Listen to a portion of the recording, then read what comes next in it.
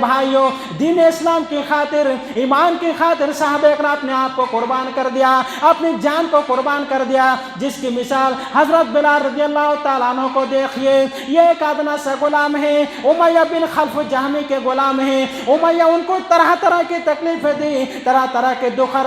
پہنچائے، ان کے گلے میں رسی ڈال کر مکہ کے بدماش لوگوں کو دے دیا، ان کے ہاتھوں حوالہ کر دیا۔ وہ بدماش قسم کے لوگ حضرت بلال رضی اللہ تعالیٰ عنہ کو مکہ کے چوٹیوں پر، مکہ کے پہاڑ کے اوپر گھسیٹا کرتے تھے، گھمایا کرتے تھے، اس قدر تکلیفیں دیا کرتے تھے، یہاں تک کہ جس کا وہ غلام تھا امیہ بن خلف جہمی کے غلام تھے، امیہ ان کو رسی سے باندھ کر بھوکا اور پیاسا رکھا کرتے تھے۔ کبھی کھانے کو کھانا نہیں دیتا تھا، کبھی پینے کو پانی نہیں دیتا تھا، بلکہ رسی سے باندھ کر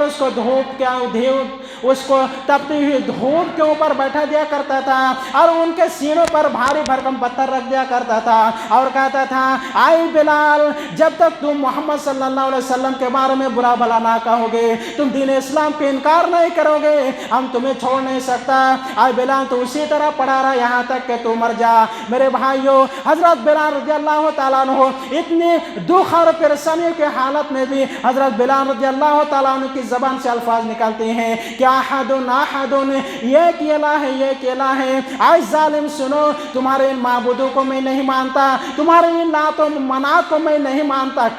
مانتا، میں تو اس رب کو مانتا ہوں جو ایک رب ہے، جو میرا اور تمہارا بھی رب ہے، میں اسی رب کو مانتا ہوں۔